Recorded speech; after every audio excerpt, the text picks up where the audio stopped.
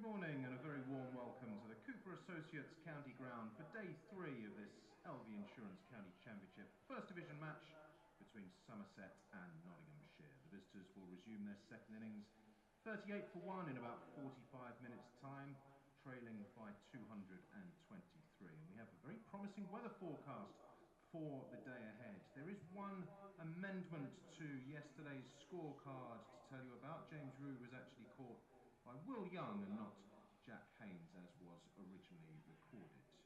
Now, Somerset County Cricket Club would very much like to thank our principal county championship partner, WPA Health Insurance.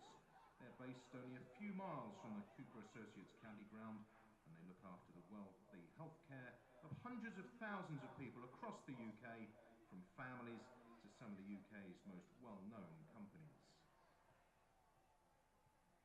The Cooper Associates County Ground is now a cashless venue. We're certain that the introduction of cashless payment will see improvements in respect of reduced queuing times and improving customer service on busy match days. And please don't forget that our ground-wide Wi-Fi network is fully operational. The Wi-Fi is completely free of charge, and to connect, all you have to do is select the option _We Are Somerset in your settings and enter a valid email address. You can also update your preferences or unsubscribe at any time. With the new Wi-Fi, you can browse the internet around the Cooper Associates County Ground, and this means, for example, that our matchday live stream can be accessed without using your data, which means instant replays of all the action on the field are available at no extra cost to you.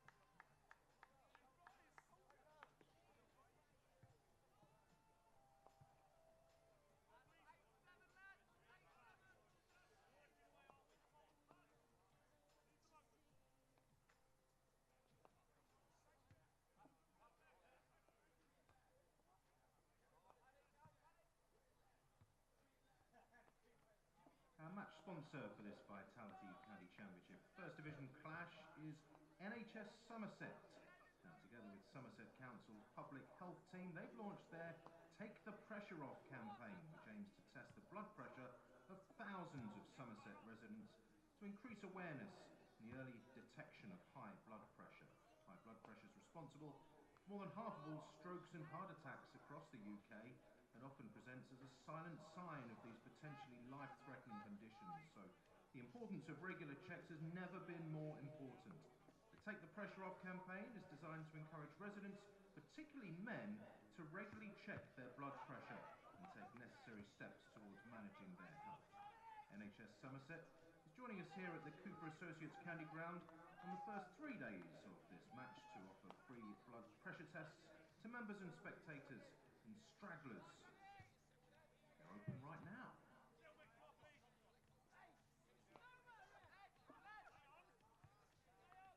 We're very pleased to be working in partnership with our ground naming rights partner Cooper Associates again throughout 2024. Cooper Associates are award-winning mortgage advisors and financial consultants. Their head office just over the way there, opposite the church in St James Street, Taunton.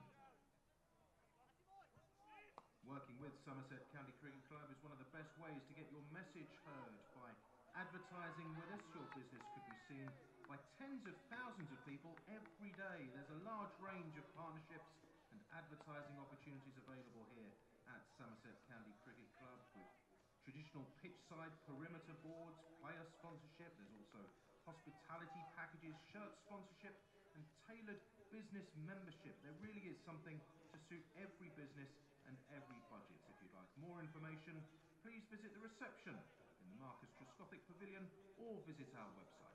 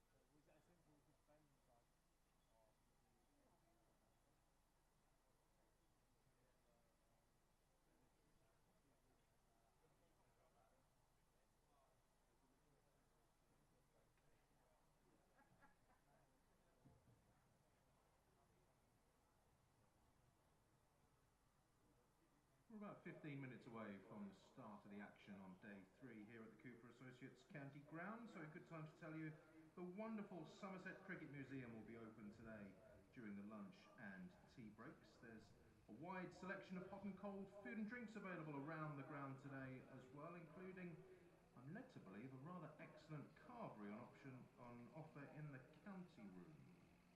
The club inquiries desk will be based in the reception of the Marcus Trescothick Pavilion, not in the Andrew Paddock Pavilion today, and we have a new and improved ground access control system in operation. Please can members ensure they scan their membership cards both when entering and exiting the venue. Somerset County Cricket Club would very much like to thank our principal partners for the 2024 season. That's Cooper Associates Group, WPA Health Insurance, Trade Nation, Argos Insurance Services and Virtu Motors. The Somerset County Cricket Club 2024 Replica County Championship and Vitality Blast shirts are now available to order from Somerset County Sports. That's located next to the Somerset Cricket Museum and from the SCCC shop behind the Ondarchi stand.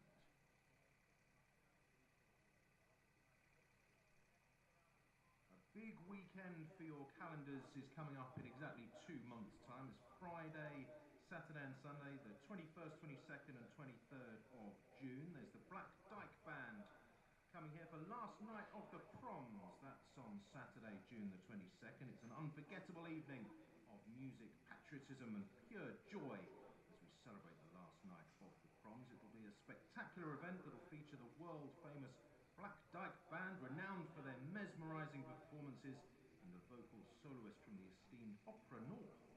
Prepare to be swept away by an enchanting repertoire of patriotic music, beloved film classics, and other favourites that will leave you inspired and uplifted, from the stirring melodies of Land of Hope and Glory to the iconic Rule Britannia and Jerusalem. It's an opportunity to immerse yourself in the heart and soul of British music heritage. Tickets start from just £18 and can be purchased from our website or reception in the Marcus Trescothick Pavilion. There are also hospitality packages available from a cost of just £43 per person. So that's Saturday, June 22nd, the night before. Friday, June 21st, how about Craig Charles, his funk and soul house party? You can get ready to be transported to a world of rhythm and soul with the one and only Craig Charles. And his smooth grooves, funky beats, he's been taking the music scene by storm, earning a reputation as one of the most exciting DJs in the business.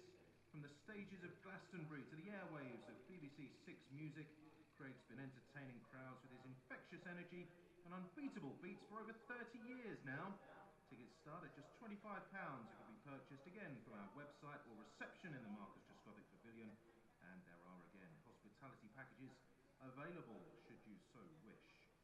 There are also open-air cinema evenings. We're hosting 3 of these this summer, Saturday, June 22nd and Sunday, June 23rd. You can watch The Incredibles, Barbie and Mamma Mia. Tickets are just £10 for adults, £7.50 for juniors, or there's a family ticket you could buy, which includes 2 adults and 2 children for just £25. And there are also discounted tickets available if you buy these tickets alongside one of our main concerts.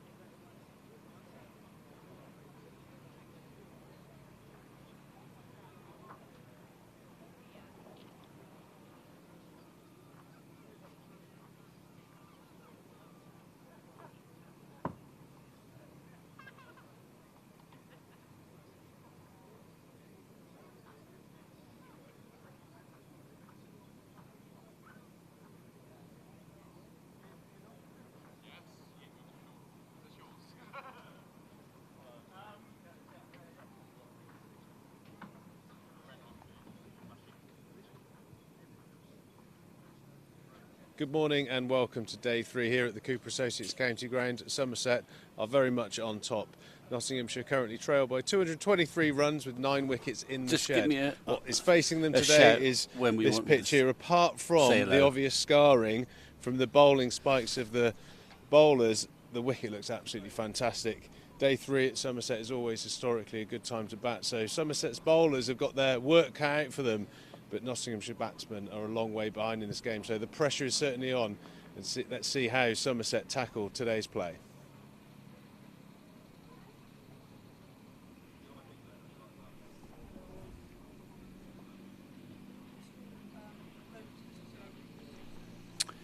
Good morning, everyone, and welcome to the county ground where it's dry. It's not quite so cloudless as yesterday.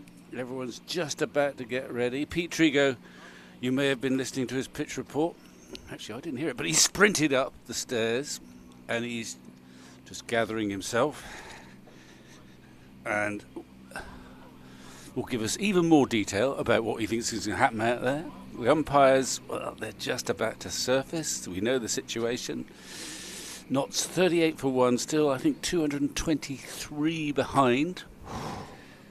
He's still panting. That was almost like exercise, that, Victor. Oh, well done. Well, just as well as you. Well done. What did you see out there? I saw your pitch report. I didn't hear it, though, as it happens. Give us a quick précis. There's not much to say, apart from the fact that the bowlers' footmarks, with the old size 12 DMs, have made some scarring on the wicket. I don't think they're necessarily in play for Shoaib, but obviously he has other attributes, fortunately. And I saw a very sort of downbeat and slightly despondent and disappointed Ben Slater, the one Nottinghamshire batsman to miss out. And I think that is how the Nottinghamshire players will view it. Missed opportunities for him, but a massive opportunity for the others, because day 3 at Somerset, I think historically is good day. The wicket flattens out. It's a great day. So days 2 and 3, great days to bat. I think overhead conditions might play a part. We've got a bit more cloud cover today, but I think, as I said on the pitch report, I think the Somerset bowlers have got their work cut out for them. Yeah. But I think it's quite a daunting task for the Nottinghamshire men, isn't it? 223 behind. Well, they almost got right back into the game yesterday. I know you were otherwise involved, but it almost got to the stage where Somerset was squandering their position. But then the lower order caused a bit of mayhem in the Craig Overton. Tom Banton played well. Pretorius came in and showed us that he can bat in a very vigorous manner. So once the league gets beyond 250, it doesn't matter what the surface is, there's a sort of mental challenge to say, hang on, can we really get out of this hole? But it played easier and easier as the day went on yesterday. And the dismissal of Slater, I mean, it was sort of batsman error. It was a brilliant catch, actually. It was a mistimed pull. It kind of went off the splice, but Dixon at mid-wicket is one of those where you had to sprint backwards with the ball coming over your shoulder, the sort of thing I'd never ever catch. Yeah, the toughest catches to take, for sure. Yeah, and he did it with aplomb. So that was almost a bonus wicket, really. It wasn't as if something had happened off the pitch. It was just a mistimed shot and a brilliant catch. So I agree with you. They're going to have to work very hard, Somerset. And if you're in the Nottinghamshire camp, you're thinking, well, come on, this wicket is... I think it often helps in this situation for a batsman to have that sort of almost selfish mindset. Selfishness in batsmen is actually quite a good thing. It's very useful. So you go out there on a day like this, forget the situation, forget the fact that you are 200 odd behind, and think, wow, look at this pitch. If I can get through the first few overs with the ball still a bit new, there's runs to be had for me here. Yeah, and that's good for him, and it's good for the team. I mean, Jeff Boycott used to love batting in this sort. And also, you see, because Somerset are in the ascendancy, tend to have more men round the bat. Well, what does that mean? There's more gaps.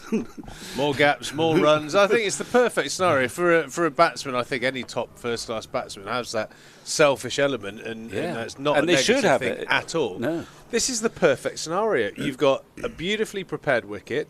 You've got relatively nice weather. You've got an open net. and you got 11 blokes who are going to fetch the ball back for you. It is absolutely perfect. So you're all right. I think that's how you need to frame it, in a positive manner. But I think the crucial side of things is, from a Somerset's perspective, is if you don't strike early, you've got to find a way, haven't you? You've got to find a way on this pitch, and I think that's where the senior bowlers, your Lewis Gregory's, your Craig Overtons, just keep everyone on piste, if you like, and striving, because as we've said so many times, you can have a partnership, one wicket, one brings two, these old cliches in cricket, but they're there for a reason. Clusters of wickets can happen, so you've got to always maintain hope. Yeah, and we'll expect to see quite a lot of Shoaib Bashir today, I think. I don't think he should be waiting for all four seamers to have a go before we see a bit of Shoaib Bashir.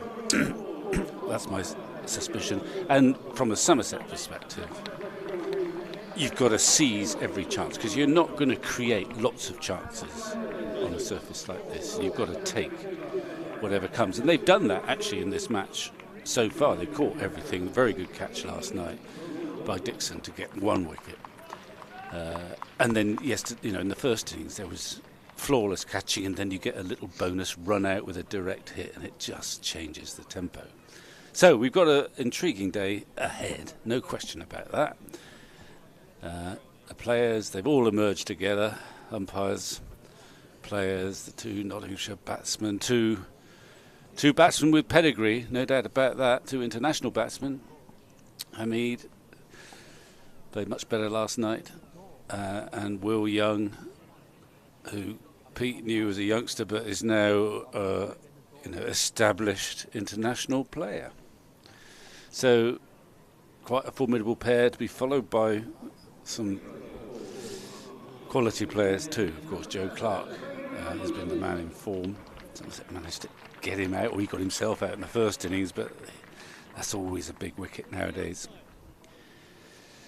Craig Overton, he's going to start, and we're just on the cusp of some action. Chilly a bit, now the sun's gone. But pretty good conditions. I think that's not the worst thing for the bowlers. You don't want the old head gasket blowing, do you, early in the day if it's too warm. I think it's potentially a daunting day in some ways for the seam bowlers. They know they're going to be pushing the old 20 overs mark each today if things don't go their way. But like I said, you just got to keep plugging. You've got to find a way on a wicket like this. And I don't think it's the classic. I think the Taunton wicket of the past is exactly that. It is of the past. I think even the good wickets here still offer something for the bowler. So it's about plugging away. Craig Overton starts with a wide loosener, swinging away, one bounce through to James Root. That's why I think if I'm in Lou, I don't know who's going to bowl the other end. Actually, I would bowl Lewis Gregory. He hasn't bowled in this innings yet. Because I think you start off with the bowlers most likely to make a breakthrough, and based on this season, Lewis Gregory, you don't want to over bowl him, but I think I'd be tempted to let him have a go, or give myself a go, right from the start. It's a confident shot, just a bit short. He's got on top of that and cracked it away. A couple of looseners there from Craig Overton, but almost out of original character. That on the up, back foot, sort of slashing cover drive. Certainly nothing. Sort of a mix between a cover drive and a cover square drive cut. and a square. Yeah, exactly right. Yeah, it's, in some ways, it's flamboyant, wasn't it? I think you always have a first impression of a player, and Haas, when he burst onto the scene, he was the master of the 30 strike rate 100, and playing shots like that, he's definitely come out of his shell. That's for sure. But I think within that, it gives the bowlers hope, doesn't it? That wasn't a million miles away from the cover field. That, yeah. I think that's Miguel Pretorius there, who, as you said, had a great day with the bat yesterday. 70 odd. Yeah, supporting no nonsense. The one that did spring to mind dismissal wise was the final wicket of Bashir. I would love to be at Nando's or wherever Craig Overton dined last night and see if Shoaib was picking up the tab, because that was one of the great shockers. Yeah, I know, and we all love Shoaib, and he's done some great things in his brief career. But I'm intrigued to know at what point someone will have kind of just a little word, a word. Yeah, just talk us through what you were thinking. Come into the office, Shoaib. Yeah, I messaged a congratulations to Craig Overton, and his first reply to my message was what would you have done to Shoaib? I won't tell you what my answer was, but the lad will learn. Well, it was a horrible shot, and out of character. Usually at this point, you just blame England. He's gone away with England, and he doesn't think he's allowed to play any different. But that may be unfair. But it was a horrible shot with because Shoaib can bat. We've seen that. And Craig Overton was on 95. He played beautifully, just 5 away from the 100. You could have forgiven him if Overton was on 105. But even then, it was a slightly dodgy shot because. He's deep into his career, is Craig Overton, and I think I'm right in saying he's only got one first-class 100. So these ships don't come around too often. No, I know. To have witnessed that must have been quite the thing. But yeah, I went on the website and looked at the replay a few times. It reminded me of a very famous bit of footage. I think it was a Pakistan versus West Indies game. I think it might have been Shannon Gabriel. They needed one wicket. They needed to bat out one ball, and he had this massive hack and got bowled. Right. And the commentator showed, why did he do that? Why? That's right. I know. And he did it beautifully. It was a beautiful piece of commentary. Why did he do that? So yes, I did send that little clip to Craig Overton last night. Oh right, did that cheer him up at all? Oh well, hopefully. He looked in good spirits. It was, he played really well. He's been batting really well. He's got a couple of wickets to his name now in this summer. He's sort of underway, but it was a bizarre piece of cricket, and it's Pretorius, unusually. It was slightly surprising, let's say. And you'd have thought somewhere along the way there will be a people do things politely nowadays, don't they? By and large, you left the dressing room. Polite inquiry as to what was going through your mind. Yeah, I don't think we've heard the end of this saga. Definitely not. Looks like there's a bit of swing on offer this morning, though. Vic, the overcast conditions, slightly greying clouds. Off the shoulder, beauty there from Pretorius. Will Young off the shoulder of the bat. Got away with one there, and he's going to also pick up 4 runs. Yeah, there are 3 slips waiting, but it went through about 4th or 5th slip in the air, and he's just wondering whether he's got them all in the right place, but they can go anywhere. Good, encouraging to see a ball take the shoulder of the bat, though. In fact, they have followed the ball in this instance. They had a 3rd slip who's moved a bit wider into a sort of fine gully 4th, 5th slip.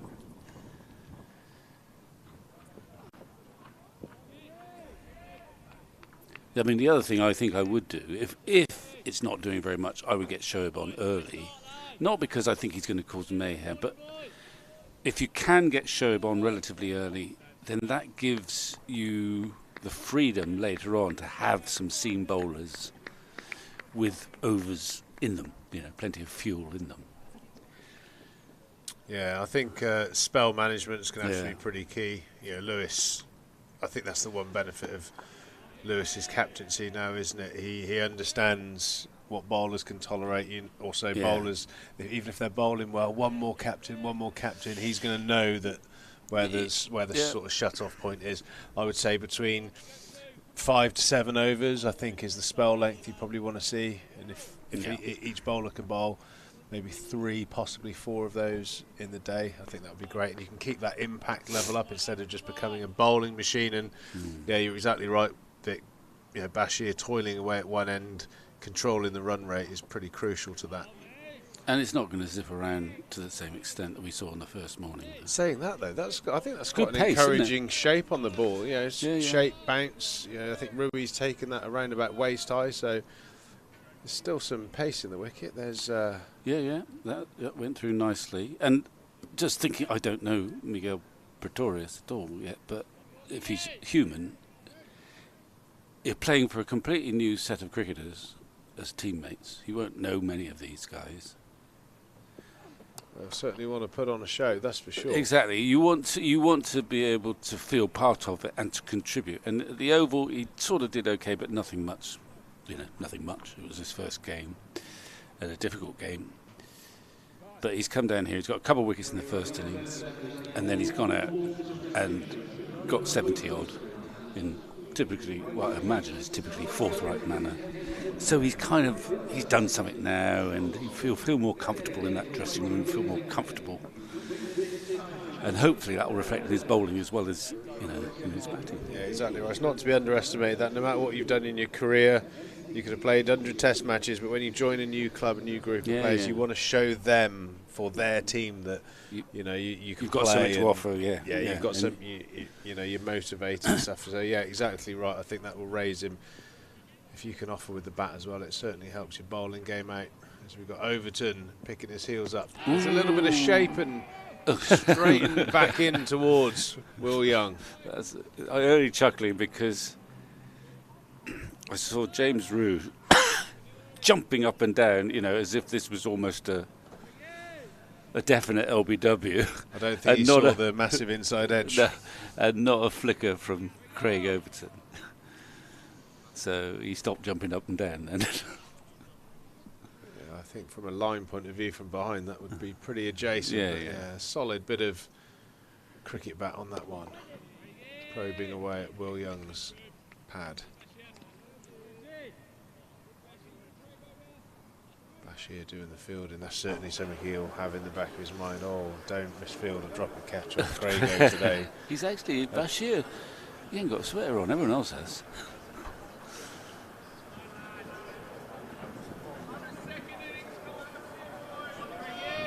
Maybe that's his punishment.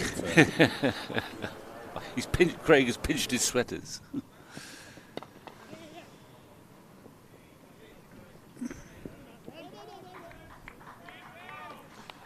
Wandering around the ground this morning just for the pitch report. Saw Jamie Cox is in the ground today. He was here yesterday. A nice familiar face down here at Taunton. Well, there was supporters of the early 2000s. Yeah. Well, there was a nice ceremony at lunchtime just to give another token of gratitude to Gordon Hollins, and Jamie was here partly for that, I think, and I think he's here today. I think he might be here for this. Well, whether he's here tomorrow, I don't know, but yeah. But he is here now. So he is. The main thing. Well, he starts. I can tell you, he's. I think we've got a week where we're not rudderless, but Gordon finishes on April the 30th. Jamie officially takes office on May the 6th. Okay, and I presume you've been approached to be the stand-in for a week. The 9th, I think. So that gives me. So give me 6 days to turn the ship around. But, we're gonna. You could do. I'm not allowed to say that. I was going to compare you to one of our recent prime ministers, but I won't. We're going to put all the club's money into Bitcoin. That's right. You can sack a few in that time, probably. And we're going to have Ronaldo and Messi in the middle order. Well, I've just been told that you know how they play football as a warm-up. Oh, that's going to be close. That's bold. That's bold. That is close. That's very close, Vic. That's nipped back through the gate.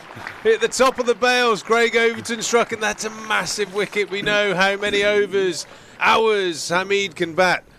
But not today. Well, let's have a look. This must have just jagged back in a fraction. Oh, yes, it has. That's a lovely delivery. You wouldn't think it would get between bat and pad, but it did.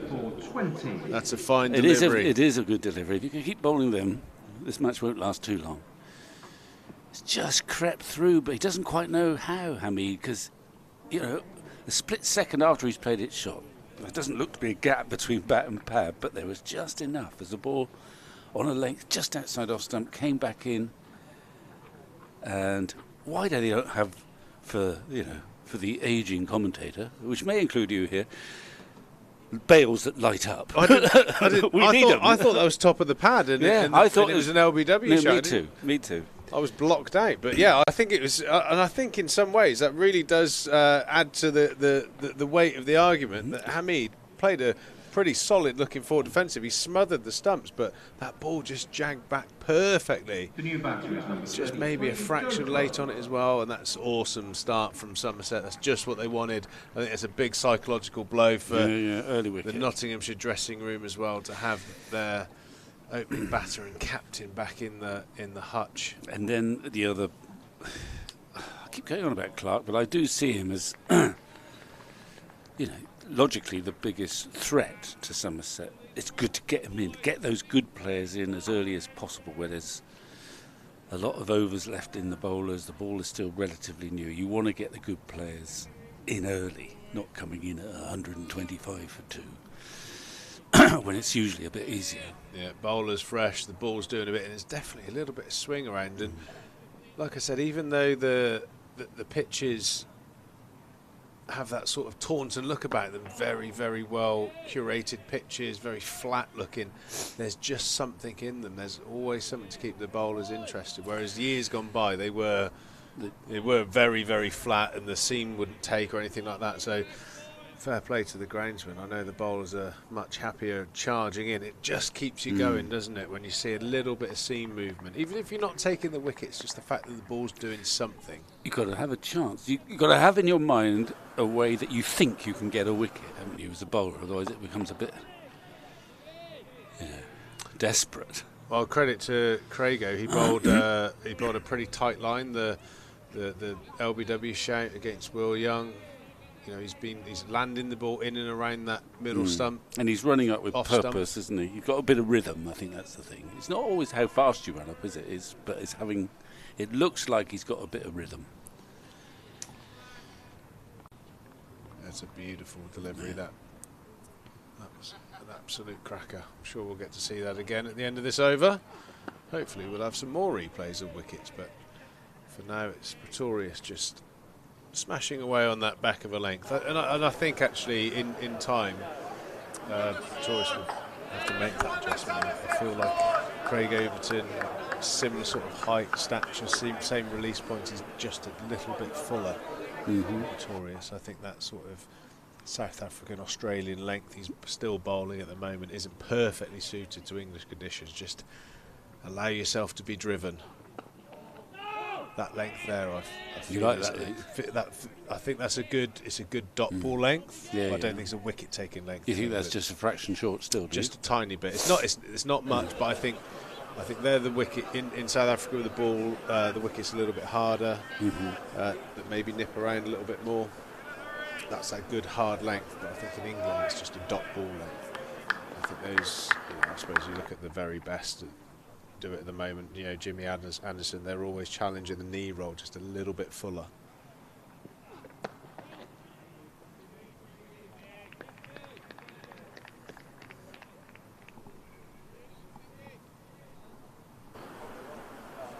.48 for 2 here in the 18th over.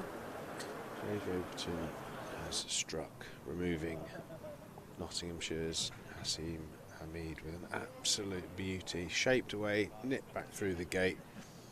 Clip the bell, any batter's nightmare, really, that ball. Yeah.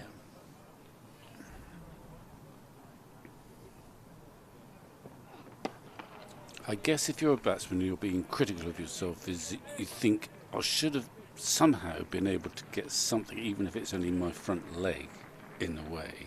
And you're still gambling on not being LBW. You might have been given out LBW, but you might not have been. I think the only way you would stop that sort of ball, if we do get that side-on replay, Haas was a tiny bit short-stepped. Yeah. I think he could have got a fraction further forward, potentially. But again, it's that length where you're almost playing half-cock a little bit. Yeah. And because of his extra height as well. Fine piece of bowling. I don't think you could be too harsh No. on the batter there. No. But exactly what you want. A class batsman in when the ball's darting around a little bit. Joe Clark has certainly shown the form for big scores throughout his career, and certainly 2024 has been very much the same. Couple of hundreds in the previous game, so he's in good nick, and he looked absolutely immaculate in the first innings until that rather peculiar dismissal. Overton right on the money. Be interesting for Clark. It's a new experience, I think, for him to be the wicketkeeper in red ball cricket. And it's a big ask, actually. You don't find many keepers batting at 4 and keeping wicket. I know he's a sort of converted batsman, but I'm just thinking of the toll upon him. You know, it's hard work keep. You've got to concentrate a lot, obviously, behind the stumps. So it's quite a big ask, as they say. And it might be okay for a certain while, but there is just the possibility that he kind of might have run out of energy if he's got a long sequence of championship matches. To whether he can sort of muster the same concentration behind the stumps and then with very little respite go out and bat again constantly, game after game. If he can. I think in the modern game, especially with knowing Nottinghamshire's staff, you've got Duckett who could take the gloves. You've got Tom Moores who will almost certainly come in and take the gloves for one-day cricket. So he will have periods where he just bats.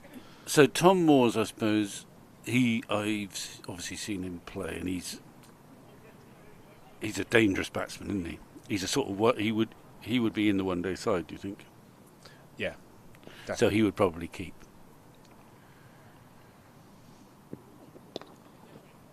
I mean, he'd be in the one-day side because of his capabilities to score so quickly in quirky areas. Would that be right? I'd probably put the career paths of Tom Moores and Banton to a point in a similar bracket.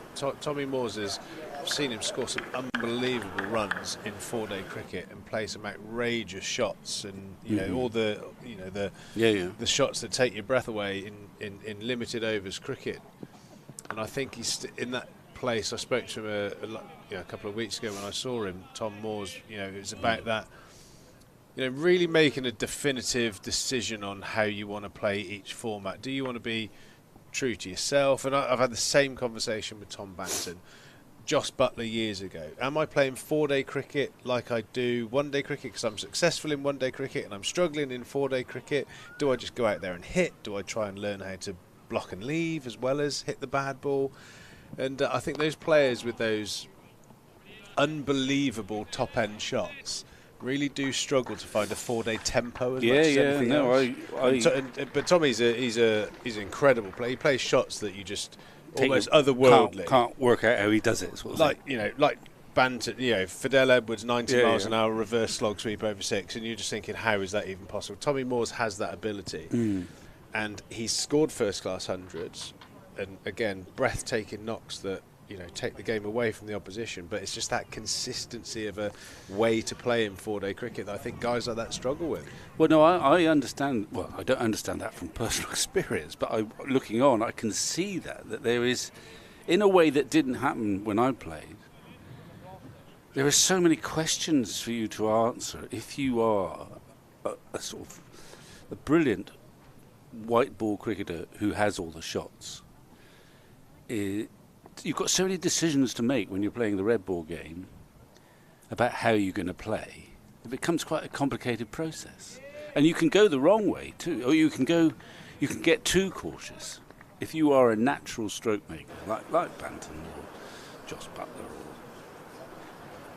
you can sometimes actually do your red ball team a disservice by being too cautious because you're trying to adjust to be a sort of player that you're not really. And if you're, I think as a captain, and it's very hard for the individual to get the balance right, but you don't want to stymie all those aggressive, wonderful instincts of the natural stroke player. I mean, I would, when you were playing, it would make no sense to tell Pete Trigger to go out there, I want you to get a 4-hour 100. I want you to eliminate risk. Well, I think because it wouldn't work, would it? I think there's a bigger question than just the one of the individual. So if you've got a batter like a Tom Morse, for instance, or a Tom Banton, I would view them in the batting order 1 to 7, like I would a leg spinner in a bowling attack. Okay. That's it's your X factor player, and that's actually how Justin Langer helped me turn my 4-day fortunes around. So he gave you that freedom. He knew that, if it was a dead rubber going and bat for 3 hours, I probably wasn't the man for the job. But if it was we've got a chance to change the game around. And actually, one of my best buddies I saw yesterday while he was umpiring, Ian Blackwell. We used to bat next to each other in the batting order. We were our nicknames were yin and yang, the engine room of the team. And JL used to say, look, we've got the foot on the throats, you go and take them down. It was never about bat for consolidating, bat them out the game. It was no, let's demoralise. And that's, and like I said, I think so. Being in a team that allows to have that X factor player, we got 6 batters that are going to bat like X, but we want you to be special, you to be different, and I think that's quite an empowering thing. No, exactly, and that's what we've seen a bit with the England setup. But I agree, it applies. It's forget all the baseball, but it's giving that player freedom. And it was quite interesting last summer. Tom Kohler-Campbell. I mean, he got a fair number of runs, but you could sense that he knew how he was going to play, and he's given himself, and I'm sure the management have given him that freedom. But that's difficult at 4 as well. Yeah, it's quite high up to do. It's not like a 6-7. But watching him bat, it was absolutely clear that it may or may not come off every time, but he was going to play in, if you like, that ultra-aggressive manner. He has worked out in his own mind, that's how I play. He's a hitter, not a batter. And I imagine in the dressing room, that's accepted. That's what he's going to do. That's how he's going to play. And if it comes off, it can change the game. But there'll be times where he's caught on the boundary and you're thinking, what the hell's he doing? And then it's a question of balance. You balance your batting lineup like you balance a bowling lineup, I suppose. Anyway, completely agree. But one thing is, they're going to have to work it out. I mean, Joe Clark certainly has that ability. I mean, he's scored numerous T20 hundreds, so he's got that ability to score all over the wicket. Ooh. Oh, that's another beauty. Where's the gully? Yeah, Craig Overton getting that ball to swing away. I think a gully for Craigo at his height. Well, you could be a decent position. He could bowl with a gully and a 2 men on the offside, I guess. A point and a wideish mid off. Yeah, lose cover and bring whoever that is. I think that's Banton. See that little water drain cover? You could move him square to there. Another thick edge through the offside. Will Young, he's looking to play pretty positively. Yeah. I've got a quick thank you to make, and I'm sure this after day one, Vic, this might not be the only delivery, but thanks very much, Dave, who has sent me in a beautiful looking Battenberg cake. Excellent. And I'm waiting to be inundated with various other cakes, flavours of Pringles. Right. Once you pop, you really cannot stop. Well, so we could have a lovely time. I haven't seen any. So thanks for that, Dave. You're a good man. Well, that's very generous. Give me young Trigo. Battenberg. We'll don't worry. That we'll finish that off by the end of the day. I can tell you that. Not a problem. Gully, we've got a gully instead of a third slip. Oh, it's a lovely channel there from Craig Overton. Getting the ball talking this morning, that's for sure. Knott's just ticked past that 50 run in the second innings, 53 for 2 in the 20th over. It's all about time for the Outlaws today. Can they occupy the crease, take the bowlers into the second, third spells, bring some fatigue in? That's going to be the challenge. Yes, if you are batting in this situation, it's not a question of completely battening down the hatches. It's just playing the ball on merit. You still want to score runs. And if you're scoring runs when the opportunity arises, bowlers don't like it so much. You don't want. It's not a question of a blockathon. There's too much time left in this game for a start. If you're really optimistic and from Nottinghamshire, you're thinking, well, they've got 454. If we get 454 or more, well, we've got a lead, and who knows what might happen on the last session or two. Well, I think it is important to think about those sort of positives, but as you know, 4-day cricket is exactly that. It's 4 days. It ebbs and flows. Yeah. You know, you've got to suck up pressure and put it on the opposition in equal measure sometimes. And this is just one of those suck it up, buttercup moments, isn't it? You've got to get through this little period, and again, you know, Craig Overton's output will be a lot different in spells 2 and 3 than they are now, especially if they can keep him out of the wickets. And that's, again, I think that's a great point you made earlier. Shoaib Bashir's role today, maybe even Lammonby with his left arm swingers, you know, giving the bowlers that little bit of rest. Yeah. So well, 5-6 over spells can be a bit more impactful. Well, that's what I'd be thinking of. I'd be thinking of, obviously you're going to have seam at one end throughout for the foreseeable future, but I think I might get Shoaib on quite early and see what happens too. See whether he gets it to turn. He got it to turn a fraction on the first day, but just see what's there. And also, as Colvin Harrison showed, it doesn't have to be turning square for you to pick up a few wickets. I thought Nottinghamshire yesterday were slow to go to their alternative mode of attack. Oh, that's a good delivery. In that they used Harrison very late on. And he picked up a couple proper wickets. He got Davey straight away. He got Lewis Gregory again very early in his innings. He got one to slide on quickly. You misjudge things when you first go in. LBW, he was gone. It wasn't as if it was turning square, but he picked up a couple of wickets quite quickly. It can happen. Yeah, well, he backed up his 5 wickets last week with another four for 93. Yeah, a little bit expensive, I suppose, at 4 and over, but yeah, but by in the second half of that innings when Overton and co were going, it was hard to go at 4. You did well to go at 4 and over, I guess. But I thought he might have been used a bit earlier too, because there was not much happening out there.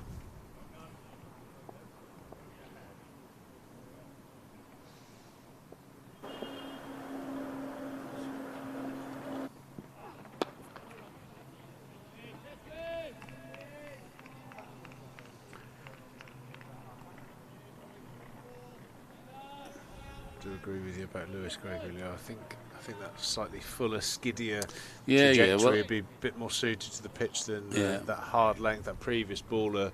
Prime example. I'm not sure how you can remove a player of Joe Clark's quality bowling that late. You've got to get it up there, attack that knee roll.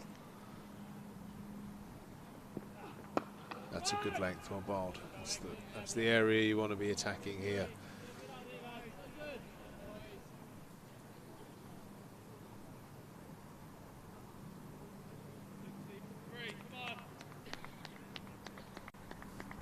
Reasonable spattering of spectators today, not quite as many as on the first day. Was day a lot one. of people here, but we've got their money's worth so far this match. Seen some good cricket. Kelly Ground looking great. They haven't got totally frozen.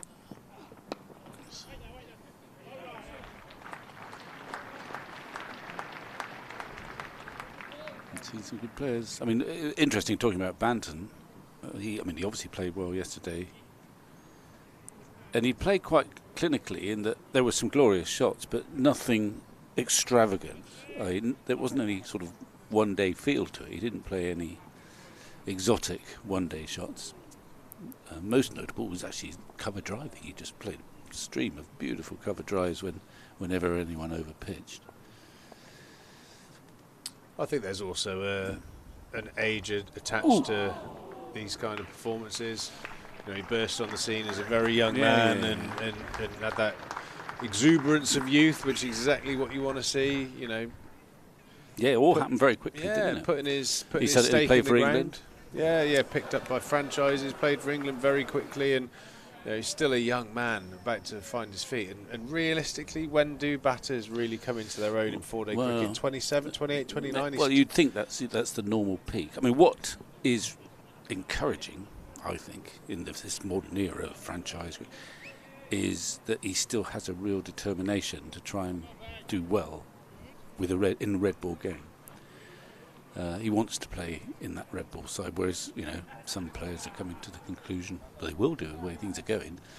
Well, I'm not so sure red ball cricket is for me. I think I'll concentrate elsewhere. The hourly rate's just doesn't work out. Yeah. Anyway, I'm going to leave you with Stephen. I trust there'll be some Battenberg cake when I return. Well, I think maybe that could be your job to get it, evenly sliced. There's three of us, so I want that into. I don't want you. I'll cut. You choose. I want you to get the percentages right, please, Vic. Right.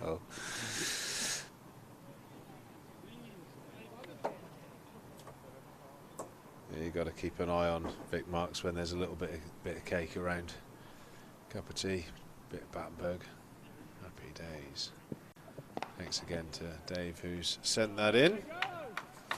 And good news, Stephen Lamb. It's in date as well. So we've got a couple of weeks to get through this little slab of cake as well. So there we go. For those who aren't familiar, the kids used to call it window cake. Lovely bit of sponge, bit of jam, wrapped in marzipan. One of Mr. Kipling's finest. Exceedingly good. It is exceedingly good, Lammy. You're exactly right. Morning, Triggs. Morning, Lammy. How are you? I'm good. Yeah, I mean, we always have marvellous interactions on the live stream from our listeners, which we try to interact with as much as possible, but we haven't ever seen it spike quite so much as when I started. I mean, I suppose going off on a bit of a tangent, talking about Pringles and English tea choices, what your favourite things and all that sort of stuff. The live stream got very lively. Exuberance of youth as well, I heard you mention. Yeah, exactly. I think I'm long enough in the tooth now where I can say that and not feel bad about it. It's something we all feel when we get to this ground. Exactly. Does keep us all young, that's for sure. So, Lammy, you'd be sat behind us, keeping an eye on what's going on. Absolutely fantastic delivery there from Craig Overton to remove the Nottinghamshire captain. A Jaffa. Brilliant ball. Oh, you're not going on about snacks still, are you, Jaffa? Jaffa, that's a cake, isn't it? Just taking the pith. Very good, very good. It was a beauty, though, especially on this wicket, I thought, because there's not that much in it for the bowlers. And the ball, it's not particularly new now, 22 overs old.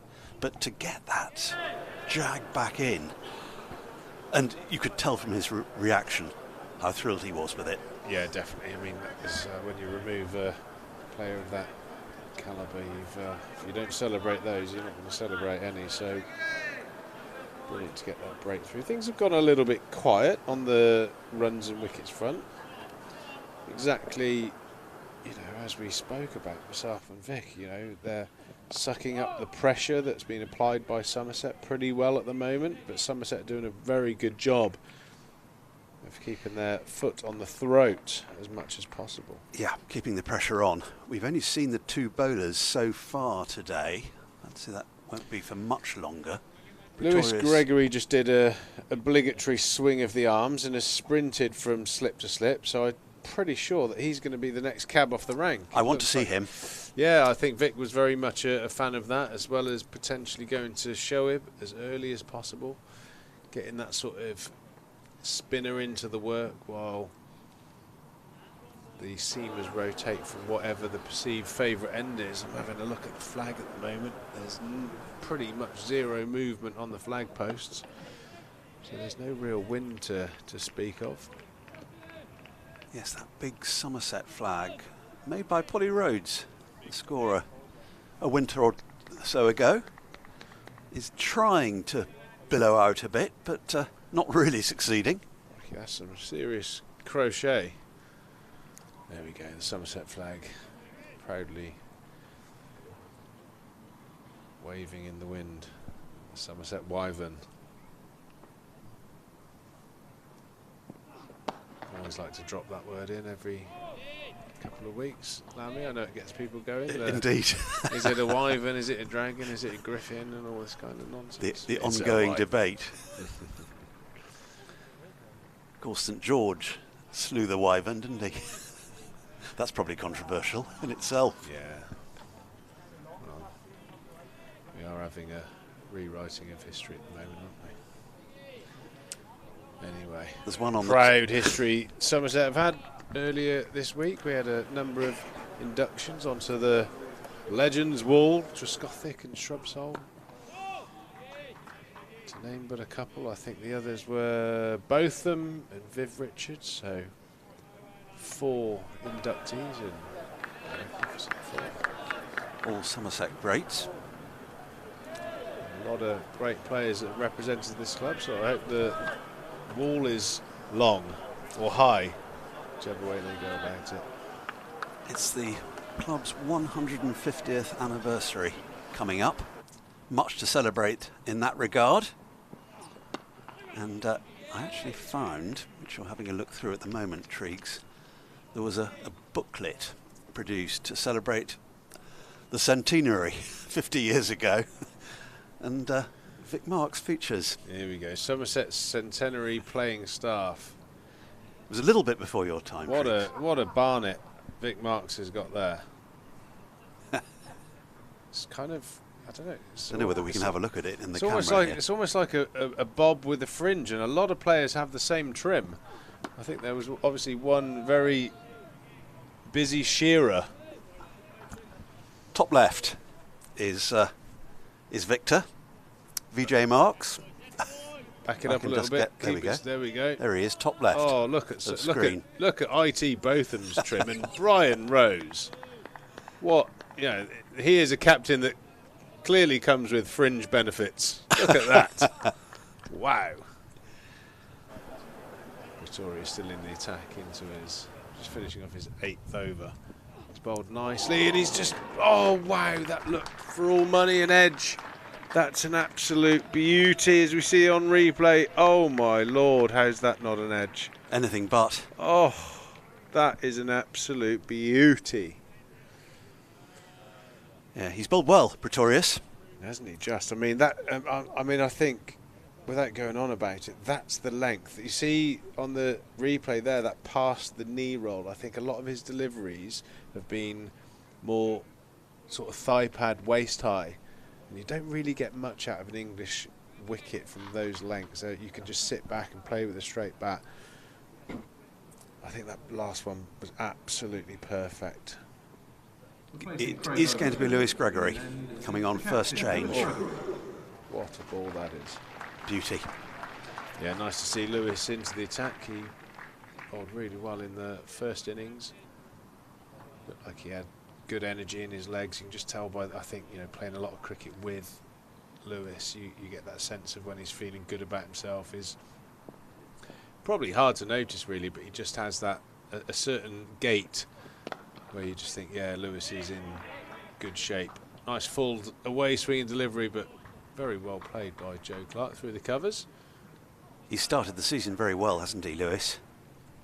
Yeah, bat and ball, the captaincy stripes, obviously, you know, moving his game in the right direction, which is great. I know he's got a fantastic reputation around the franchise world, the country, as a really good leader. But sometimes, you know, captaincy can be a burden for some players and almost counterproductive for their own games. But you know, since then, there's been an uptrend in Lewis's batting in particular, which is brilliant.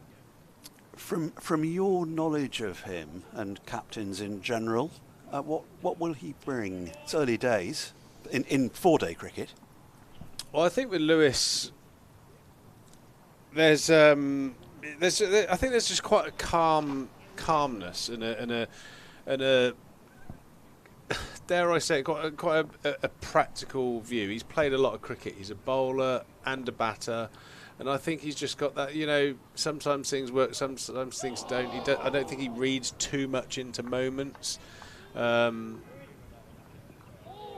he's very easy company. Like I said, tactically, he's very astute. I think you know, for him, he's played in lots of different conditions. He's played a little bit for England. He's played some franchise cricket, and I think, you know, I think he's just a well-rounded individual, very grounded, and I think that's good. And like Tom Abel as well, he certainly has the backing of all the players and staff in the environment, which massively helps. So yeah, I think he's literally a good all-rounder. Absolutely. And plenty of experience in every format. And one moral victory already this over, finding the inside edge down to deep backward square.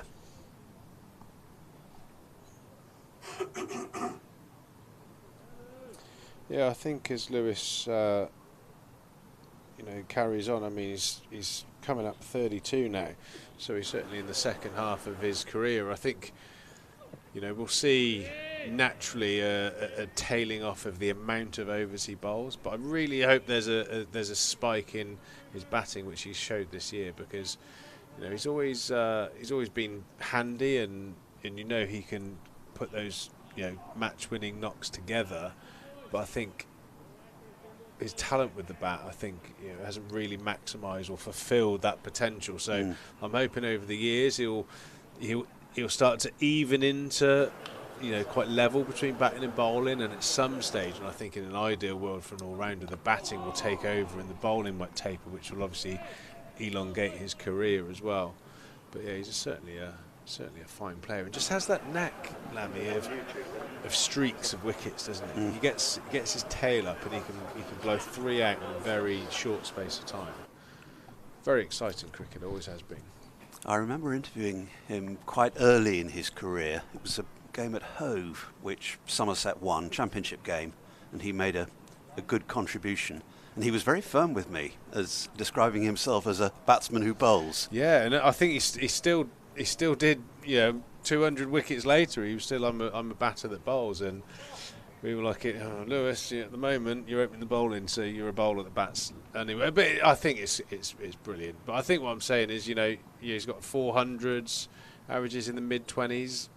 Just he's a better player than that, and I think it's so difficult, with the physical sort of strains of being a frontline bowler, marrying the two. But like I said, hopefully, he manages his body, really starts to fulfill his potential as a batter, because he should be in mid-30s really with his skill level.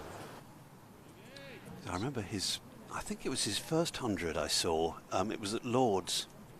It was that season when Somerset started off quite badly with the bat, and he managed 100, and that was the first sign of a team recovery. Sun's coming out. And there'll be runs here, a couple at least, might go all the way. I think it's just going to be pulled inside the rope, so they get a comfortable 2. Nicely timed. That's the first we've seen of the sun today, actually. It was a beautiful day yesterday here. Clear blue sky. Yeah, it's probably one of my first trips over the Severn to some sunshine for a day's cricket. It's normally a bit drizzly over there, so we had a lovely day, and I'm sure it was the same here. We had a lovely day apart from the result, unfortunately, but it's a long season, as we know. Indeed, early days. The Western Storm started their season with a defeat to the Sunrisers at Sophia Gardens. Wasn't the greatest of days, but I think sometimes those little kicks up the backside early on are not a bad thing.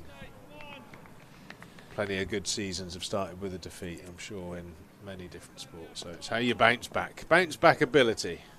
Indeed. I'm sure the girls will show that. Exactly 200 behind, still Notts, here at Taunton.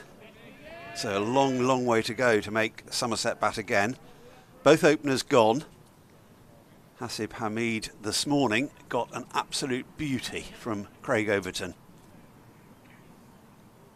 A wicket that owed everything to the bowler. Yesterday's dismissal of Ben Slater, not quite so much, but it took a brilliant catch to dislodge him. It was a skyer, and Sean Dixon, who's having a good game, didn't ever have a clear view of it. Those ones that come over your shoulder. He had the sun behind him as well. And he Yeah, judged it perfectly. Did hear that it was a great catch. He doesn't drop many, that's for sure. He's a very good fielder. Joe Clark just thick edging one through the covers. I suppose an insight into how powerful a player he can be. A really miscued shot there, nearly went all the way to the boundary. Cover Pretorius carrying on this morning. He's end of his 9th over. Unlucky not to pick up a wicket in that last over. Gone for 22, so that economy rate is creeping down, showing that he's bowling with some good rhythm this morning. It's just gone a little bit gloomy in the last 10-15 minutes. A little bit of grey cloud cover. I don't think there's anything necessarily in them, but always good to keep the temperature down, a bit of moisture in the wicket, hopefully promoting something like some seam movement for the Somerset bowlers. Wouldn't be surprised if we saw a change at the river end at some stage. Lewis Gregory is giving his jumper to the umpire. David Milnes. Umpire to the umper. Oh, it kind of works, doesn't it? Just about. I can't see any rain on my radar. Looks clear. I don't trust those apps, Stephen. I stopped. Well, not only the when I was very young, the Michael Fish mistake on the weather hurricane forecast. that wasn't. It will be fine today, when everyone's roof tiles are flying off later on that day. But never really trusted the old weather forecast, I've got to be honest. Will Young moving across the stumps. I think it's amazing how you maybe subconsciously suck up characteristics of players that you grow up around or idolise. I know that Will Young has played his domestic cricket back home in New Zealand, and a lot of his international cricket with Ross Taylor. A lot of Ross Taylor's movements and the way that he walks out to the wicket, the way that he swings his bat and loosens his wrists up, are very sort of Ross Taylor-esque. I'm sure he doesn't consciously copy him, but he definitely reminds me of Ross Taylor when he's at the wicket. Joe Clark looking very solid in defence there. He's a very talented batter. He's more in your Ian Bell mould, I think, the way that he stands at the crease. And that's definitely not a bad ball to copy. They're both key wickets, these two. Who did you model yourself on, Triggs, in your early career? Did you have anyone? Well, I don't think anyone bats as ugly as I used to bat, but I suppose it was more. I used to really think about the spirit of being an all-rounder was a big thing for me. Trying to be, and there's only one obviously, is Sir Ian Botham, and actually later as I got into the professional game, Graham Rose. Not that I could mimic any of his sort of physical movements, but it was more the character and the charisma and that try and make something happen mentality that I tried to get into my game. And I think like your Bothams and your Flintoff sort of characters, and now obviously Ben Stokes, the England captain. I think that's something that was more of it was not necessarily I want to bat like him in physical style. It was more I wanted to play like him in impact, swashbuckling, always wanting the ball, never afraid to try a bouncer, and that was very much the sort of my perception of how Botham played his cricket. Potentially altering the course of the game. Yeah, give me the ball, captain, I'll get you a wicket, and then next over goes for 10, something like that. Yeah. Well, it's a wonderful thing to be able to do both, isn't it? To be an all-rounder. It's very special.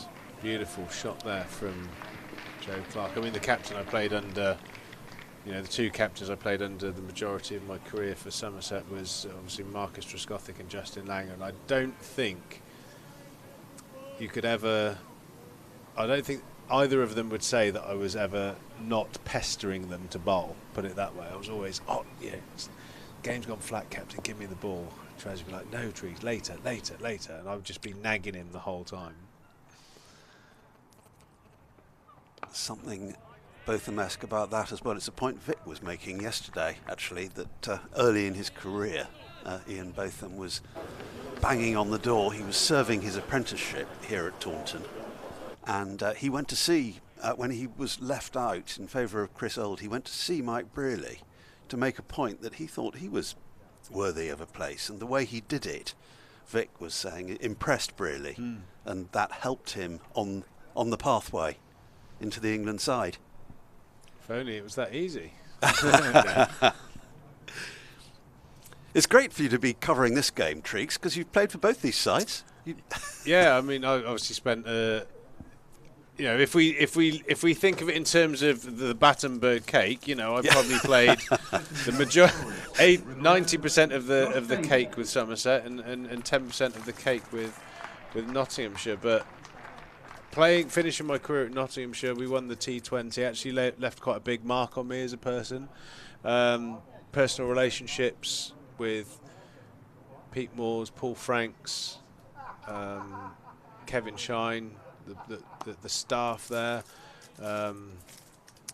Paul Harrison, Booney, the dressing room attendant. You know, I mean, to name but a few. Mick Newell, the CEO, some of the players.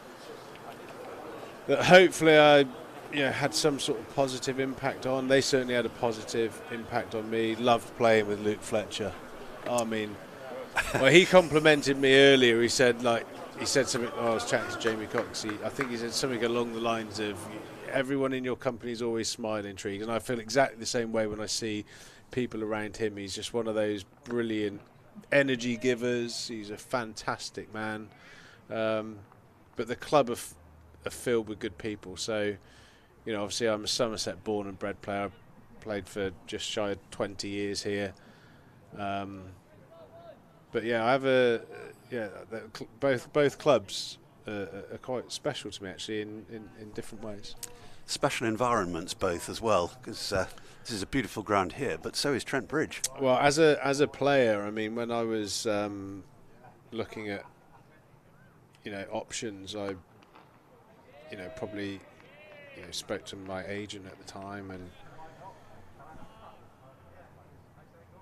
I think a lot. I mean, I don't know if it was it a fluke? I'm not sure. Like I think Old Trafford, Headingley, and in particular Trent Bridge, my batting and bowling records are better than anywhere else in the game, which was a surprise, to be honest. But at Trent Bridge, it makes perfect sense because I like to cut and pull, and the quick bouncy wickets as it was that they were back then suited my bowling as well. So yeah, I loved playing at Trent Bridge. I mean, I was there a couple of weeks ago during the Worcester game, and it's got a feel to it. It has. I go to the other test grounds, and they have an impact, no doubt about it. But Trent Bridge always, there's so many good memories, and not always of winning.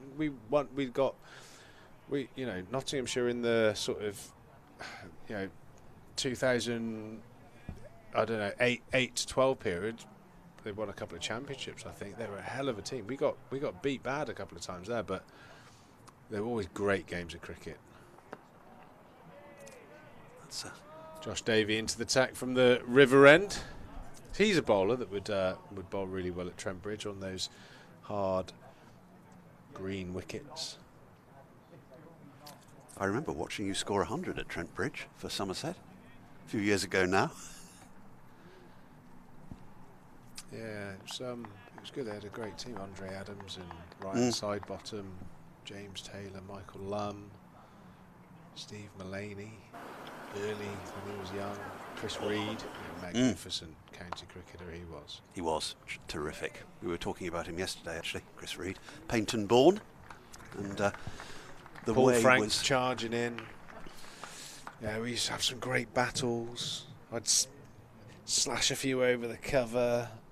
He'd nick me off. He'd come into bat. I'd have a go at him, and then it was always, let's have a beer after play, sort of thing. Not that was necessarily much of a thing, the whole beer side of things, but you saw that. I always feel some of the sort of northern clubs, I think they have a.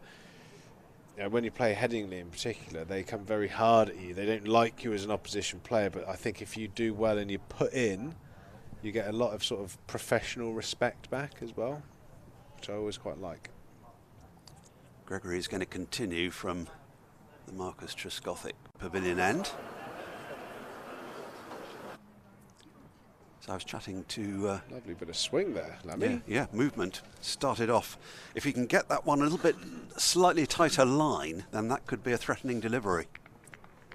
Well, he's got a brilliant wobble seam delivery, Lewis. You know, this is, for me, him in a process of setting the batter up. You know, if you notice there, that wide swinging ball, just drag Joe Clark's front foot across the stumps, ease in, you know, within a foot towards the off stump, get that front foot over the stumps, and then bang, the wobble seam. And if he makes a mistake, the shin is in front of the stumps. It's very much a tactic of a bowler like Lewis Gregory. Yeah, there's going to be a bit of redevelopment to the pavilion at Trent Bridge. I was chatting to Dave Bracegirdle a bit earlier, who's the BBC Nottingham commentator. And they're going to extend it at the back and to the side. There's only so much they can do because it's listed, the front of it. It's only going to cost about 12 million, I think. So yeah, crikey me. Yeah. But it's a very attractive ground, just by the, well, as the name would imply, by the River Trent. Yeah, I mean, what a little square mile of land West Bridgeford is, really. You've got Trent Bridge, you've got a lovely little it's not a village, a little sort of micro town there, I suppose, in Nottinghamshire. You've got Notts County across the way, across one side of the Trent. You've got Nottingham Forest the other side. You've got Nottinghamshire Rugby, the play at the sort of or it used to be called the Boots Ground, Lady Bay as it's called now. Real hub of some high quality sport in that small little area. Rushcliffe, I think, is the constituency. West Bridgeford. Yeah, I do remember paying my council tax, and that being on the top of the bill. Yeah, Certain Ken Clark was the local MP for a very long time, and he is a cricket lover. As is John Major, you will know. And there used to be a thing during cabinet meetings when somebody came in with a note. In swinger from Gregory there, well fielded by Bashir. Somebody came in with a note and handed it to John Major, who would then hand it, bypassing Michael Heseltine, who was his number 2, hand it straight to Ken Clark. And Heseltine wasn't too sure about this, thought he was being left out of something, but it was the cricket score. Oh, right, okay. Yeah, I've met John Major a couple of times when we've played against Surrey. He certainly frequents the Oval quite often. He's just one of those guys in your lifetime that you see them, you just, I don't know, it fills you with it puts you at ease when you see people like that around. It's a shame they can't come back into the fray, to be honest, the way things are falling apart up top at the moment in the UK. But that's another story. That, Lammy, is a whole other podcast, isn't it? A whole other can of worms. Yeah, I met him once. He's a genuine cricket lover, John Major, and he's written a book about it actually called More Than a Game, which is a good read. And he actually, famously, he retired to the Oval, didn't he, when he lost the election in 1997. He went straight to the Oval to watch the cricket. Did he really? Quite right too. End of the over. 71 for 2 knots. And what's the deficit now? 193. They've got it down below 200, but there's a long old way to go. It's an enjoyable day here yesterday. It was lovely to see Tom Banton. Excellent. Picture of... Just showed Lammy there a picture of myself and John Major. I wonder if we can show it to the camera. We were playing at Guildford, I think. There we go. I don't know if you can see that. Bit of a dodgy hairdo. Excellent. There we go. I said... yes, Sir John, could I please have a photo with you? And he just like looked at me quite bemused. He said, why on earth do you want a photo with me? And I then got sort of like surrounded by these rather serious looking gentlemen who are obviously his close protection. I didn't realise that obviously an ex-Prime Minister gets 24/7 close protection. They definitely had a very suspicious looking bulge in their jacket. So I said, John, I know you're a cricket fan, but I'm a massive fan of yours. Please can we have a photo? He was a lovely chap. We had a great chat about cricket. And he was, again, very knowledgeable, really complimentary about, I remember when you played against us and you did X, Y, and Z, and always very nice. 71 for 2 here in the 30th over. Will Young 24, Joe Clark 13. It's very much a, dare I say it in chess terms, a bit of a stalemate situation at the moment. The session was started brilliantly by Talisman Craig Overton, nipping one back to the Nottinghamshire captain Has Hamid. Getting him is always a crucial wicket, but these two are looking to bed in, drop anchor, as they would say, drop anchor for the day. It's going to be a challenge for the Somerset bowlers, but they have the tools. They've got a, even though they're all right-armed of a similar pace, I think the Somerset seamers bring quite different challenges to the batter, and obviously fresh off a great winter with England, Shoaib Bashir to bowl his off spin. And I wouldn't be surprised if we saw at some stage Lammy, a bit of Tom Lammy at some stage. That would be Tom good. Lammonby at some stage. Left arm, change the angle. I don't know Absolutely. what his bowling status is these days, but I've always thought that he's a little bit under-bowled in these scenarios. Yeah, I think there was something of a back issue last year, which meant that he didn't bowl quite as much as he might have done. But hasn't bowled in this game as yet, but he's an option. We've seen the 4 main seamers so far today. Josh Davey, oh, that's a poor shot, really. In the circumstances, bit of a waft outside the off stump. Didn't need to play that. Oh, that's the one, isn't it? He'd have been kicking himself if he'd nicked it. That fuller length, isn't it? That knee roll length just bounced a little bit. And I think, speaking to Ben Slater earlier, asked him about his dismissal. He said it just looked like a short ball. I was, in position to pull it, and it just bounced a little bit on me. And instead of going through with the shot, I sort of tried to flick it round the corner, and obviously got that top edge. And he did actually say, tell you what though, if it wasn't a Dixon, no one else was going to catch that. So he's obviously got a reputation of being a really good outfielder.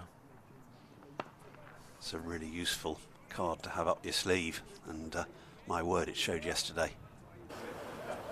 One funny thing actually, just on politics, again briefly if you can bear it, how to distinguish between a genuine cricket lover and someone who just professes to like cricket. It showed through a little bit with David Cameron when Paul Collingwood took his victorious T20 side to Downing Street, and Cameron had been briefed and he called Paul Collingwood Colin. Ah, hi Colin. So I thought that showed how much he knew. Yeah, well. Down to third man will be at least 1. Yeah, they get 2 comfortably actually. Bit of a chase around the boundary edge. If only David performed in his role as well as Colin did in his cricket role, we'd be in a much better position as well. Oh, we're going to get all political again, Lammy. Hey, right back to the cricket. There's Tom Banton's behind. He's looking after his senior bowler. Looks like Craigo's getting the old double jumper on, keeping his back warm. Very wise too. He got part of the way, Tom Banton, yesterday to answering that question about red ball cricket. That would have hopefully done him a power of good. Didn't quite get to 3 figures, but it was an impressive knock. And he paced himself well. You were talking to Vic about the need to adjust between different formats, which you'll know about, being a multi-format player. And it looked as though he was part way there at least. Yeah, I think it's always, I think the, speaking from, as you kindly say, some sort of position of knowledge, there's a lot of modern day players, we'd be having this exact same conversation if Will Smead hadn't drawn his line in the sand almost, T20 players, one-day players, they burst onto the scene generally younger. Those players that really crack it into test match cricket, I mean, I suppose even if you look at the very best in the world, Steve Smith started as a number 8-9 bowled leg spin when he played for Australia for the first time, and now he's the best batter in the world. He's into his 30s. Tom Banton's, he's 25 years old. In the grand scheme of things, I've always remember the 28 to 34 are your best batting years. I don't know if that's statistically backed up in any way, shape or form, but and it might have been an old school thing, but it kind of rings true. I mean, I was going through a similar thing with my lads that are cricketers. My youngest one, in particular, recently is that in-swing is a little bit off-piece from Lewis Gregory. James Rue's going to get buys to his name, which is harsh. So we've got two issues in the dressing room. We've got Bashir and Overton. Now we've got Lewis and Rue that aren't going to be speaking to each other for weeks. Yes, yesterday evening, my word, Overton on 95 not out, and it was a bit of a brain fade. You see, Lammy, though, even in that was poorly executed, no doubt by Lewis. But do you see how Joe Clark's walked over to off stump because he likes to, even though he's a brilliant player and he will leave, he wants to feel bat on ball. Lewis has been hiding the ball outside off stump, so he's dragging him across, bringing the wobble seam into play a little bit. I know he executed that, not to the way he'd want to, and it went down the leg side. But you can see that little tactical game being played out between Lewis and Joe Clark. He's moving to the off stump, Lewis is hiding the ball, and then that brings the shin into play. And if Lewis can get that same sort of shape on the ball that Overton did, with that bit of nip back, like Overton did to Hasim, he's in the game. So he's creating something, and that's what Lewis does. That's why he's a wicket taker. That's in the right area. Defended comfortably enough. So yeah, about those sort of multi-format aggressive players, I was speaking to my lad the other day. We talk about Harry Brook. I mean, I know Harry Brook's been playing for quite a while for Yorkshire, but the last 2 years, it's fair to say that he's sort of really burst onto that scene and is starting to fulfil, his potential and his talent. He's 25. It's not like a 17, 18. He's straight into it and flying from the word go. It's one of those games that you need the talent, you need the ability, but you also need to learn how to play the game, because as we all know, it does ebb and flow, and that's probably one of the criticisms of the Baz ball at the top end, isn't it? You've got to stick and twist in equal measure sometimes. Well, yes, you have to adapt. You've always had to adapt. Gregory's just about to end his fourth over now. Just 12 runs off him. Will there be any more? There will here. There might be 4, in fact, because that's nicely timed by Will Young. All the way to the boundary below us, under the Marcus Trescothick Pavilion. So slightly spoilt the figures at the end of the over. Lewis Gregory 0 for 16 now, instead of 0 for 12.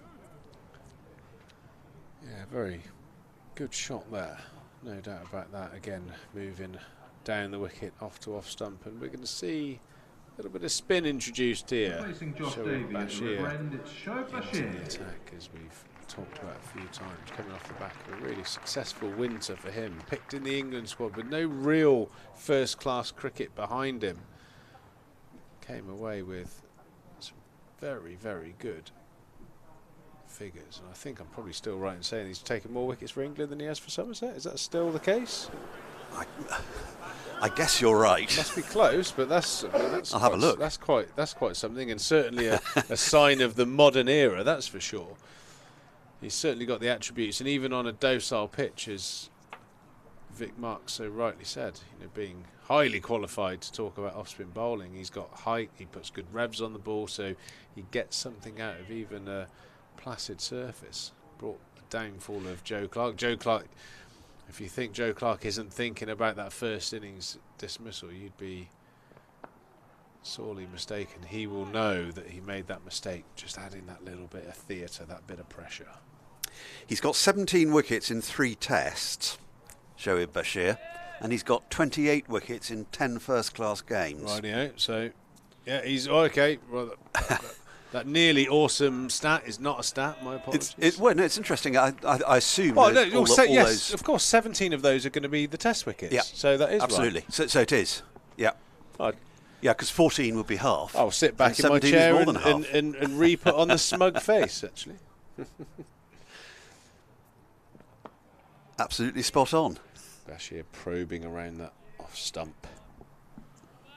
But it's extraordinary how far he's got on so little cricket. Yeah, that's definitely a sign of the modern game, that's for sure.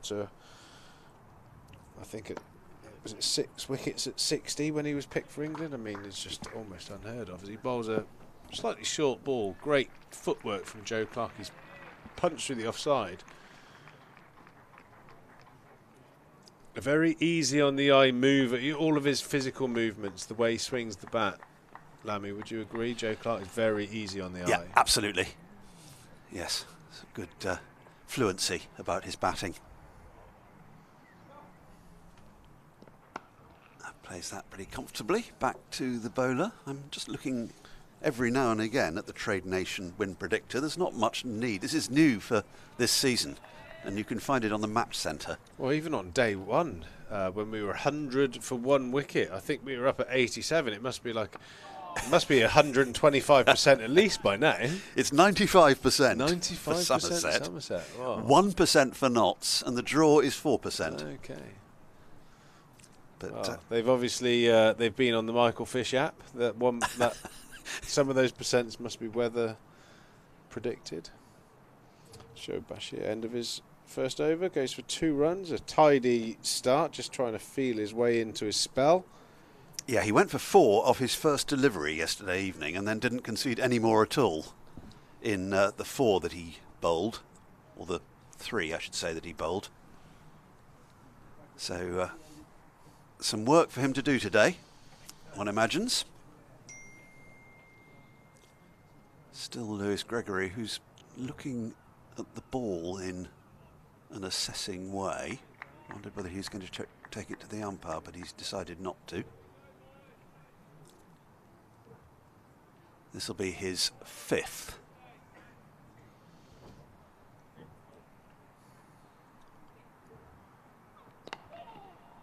Given a little bit of room on his hips, Will Young, just tucking it away.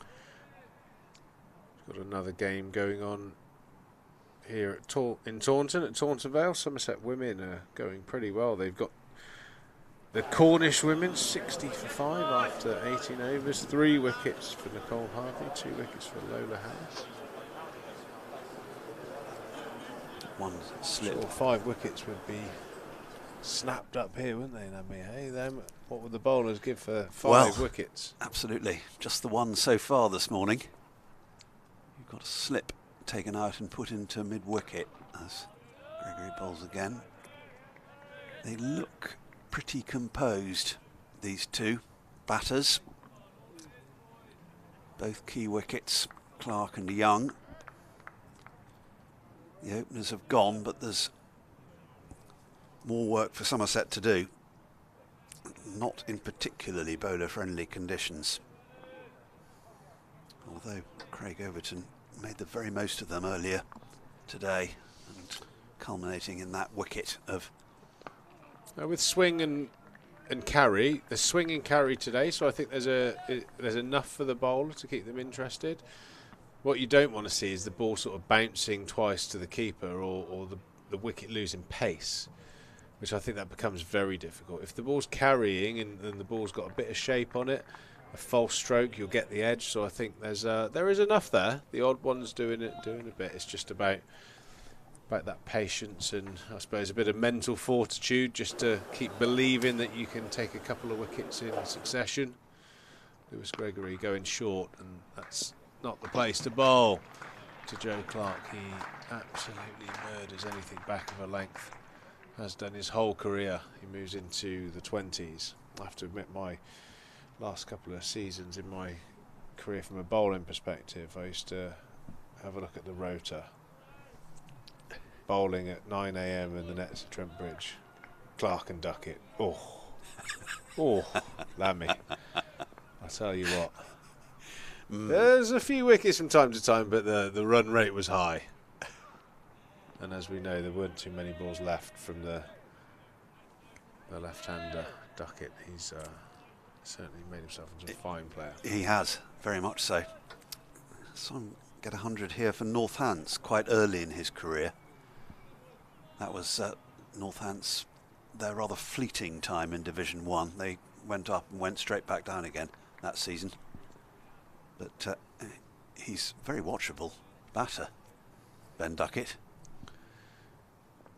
He certainly is. He's just launched a little enterprise as well, which I have to admit I've invested in, as in I've bought some of his products.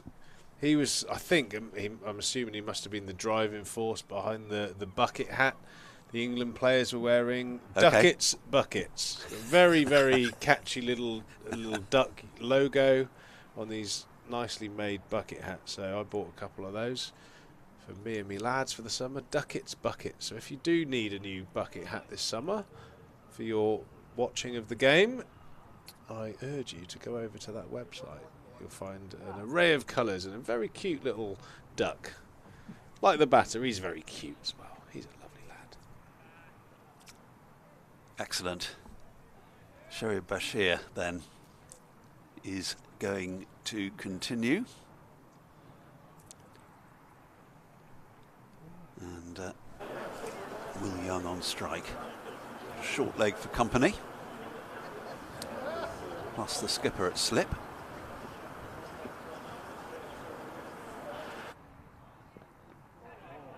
Neatly tucked away. They'll get 2 for that. A bit of a chase.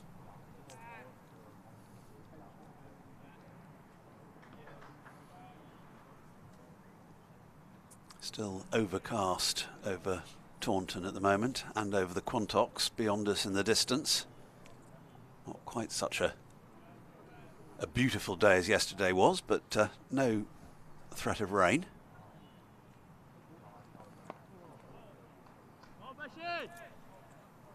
And Notts with a bit of a mountain to climb really still to save this game, but these two have settled in.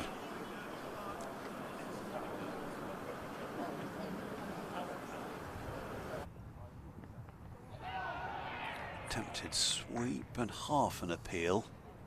No conviction about it. Yeah, I think a lot of this day is going to hang on moments of cricket like that. There's absolutely nothing really to trouble the batter as such, and then all of a sudden there's a shot from nowhere. I don't think there's that inclination just to bat anymore. I just think in this scenario, all they need to do is play with the straight bat. They'll pick up the occasional run boundary here and there from bad balls, but still trying to manufacture run-scoring shots is only going to play into the bowler's hands. I mean, I think, if Yogi would have got out, if he'd have dragged that onto the stumps, I mean, it's hard to, I suppose, I don't think the Alex Ferguson hairdryer would be the reception you get in the dressing room, but you'd be pretty disappointed if your overseas batter batting out for a draw and getting out in that fashion. Would you not? Absolutely. But I suppose, again, it's the modern way. It's the game. 21 and 33, Clark and Young, respectively, at the moment. That's just angled away, nicely intercepted. Fielded now from Pretorius. Good athlete, very good athletic bowler. But I suppose, one of the things that will bring the draw ever nearer is runs, getting up to that total as quickly as possible. That certainly helps the case. Yeah, and it's possible the weather will be a factor tomorrow. There is rain around after lunch tomorrow, potentially. Although that may change. So, are we going to have a change?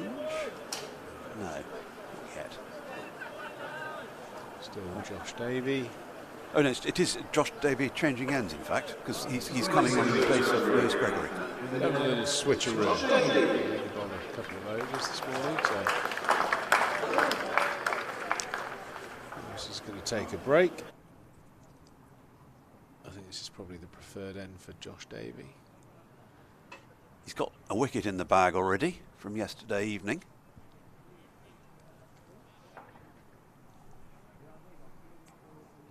There's minor tweaks to the field. Still the single slip and a gully. It's a short mid-wicket. Nicely driven, but for no run. Fielded it mid-off. And we had various activities off-pitch yesterday. There was quite a big fire in the distance, just down by the spire of St Andrew's Church, opposite us. A lot of black smoke ascending. I think, Stephen, that was actually my head combusting when the Western Storm were 50 for 5 at Sophia Gardens. I think that's what you would have seen. Fair enough. Yeah, there's all sorts going on. And then we had lively area now, Taunton, isn't absolutely. It? We had 2 balloons go up in the evening as well, and just floating gently towards us. And they would have had a lovely, if they were cricket enthusiasts, they would have been thrilled because they had a great view of the cricket. I've been looking for somewhere to land. Never fancied a balloon ride, got to be honest. I've had one. It's quite peaceful because you don't feel the wind. Because it's very peaceful until you hear the pop, isn't it? Yeah. We were a little bit worried about one of them actually, Charlie and I, yesterday evening. It seemed to be descending rather more rapidly than was ideal, but it was okay. No, we wondered whether it was going to land on top of the Viridor building over to our right. That is not on the list. That is not on the bucket list, the old balloon ride, that's for sure. I know Martin Thatcher likes to fly Thatcher's balloon around the southwest at all these different events, and just never feel like it's I don't have the inclination to go in one, that's for sure. How can Josh Davey make the 3rd breakthrough? That's there or thereabouts. Yeah, he doesn't often miss his line and length, Josh Davey. That's his main attribute, just hunting out that knee roll, waiting for a little bit of nip. Joe Clark and Will Young looking very comfortable this morning. 94 for 2 in the 35th over. Every one of Somerset's bowlers has had a go this morning, bar the all-rounder Tom Lammonby. Matthew Renshaw's another option, I suppose. He picked up a few wickets in game 1, I believe, rather surprisingly. Yeah, not expecting to bowl. He came up to join us very kindly yesterday. Had a chat before lunch, and he said, given that Shoaib... I thought your patience looked a bit tested today. he reckons with Shoaib playing, it's unlikely he'll turn it on over in this game. But who knows? Who knows? Depends a bit on how the Notts rearguard pans out. Yeah, I'm sure there'll be opportunities for him to bowl. He does pretty well, doesn't he? Yes, he came over at fairly short notice. A long flight from Australia. He's got a 16-month-old daughter who didn't like flying very much, but was well looked after by Matt's wife. I mean, she deserves a medal looking after 2 young children, Matt and the daughter. See one of our sponsors here, Hygos Insurance. For all your personal insurance, visit the website.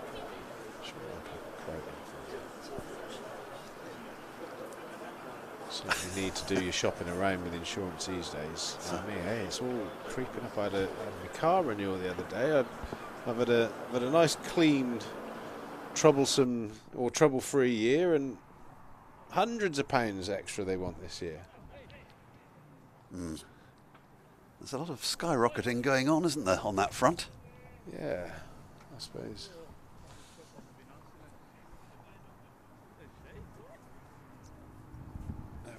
to take that pound of flesh, aren't they?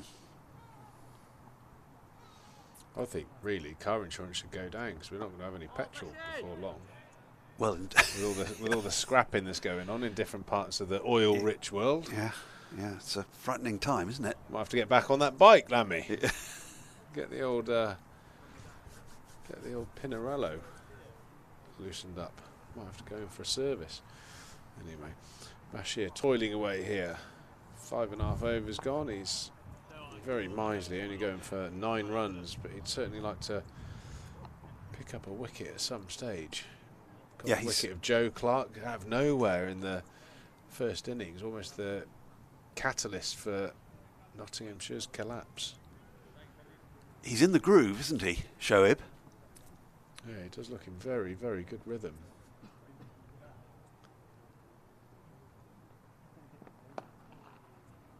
He owes Craig Overton one. I'm not sure whether he'd have wanted to look at Craig Overton at the end of the innings yesterday afternoon. Knowing Craig, there's no way he would have been able to control his emotions. That would have been a good fly on the wall moment in the dressing room in the Andy Caddick Pavilion.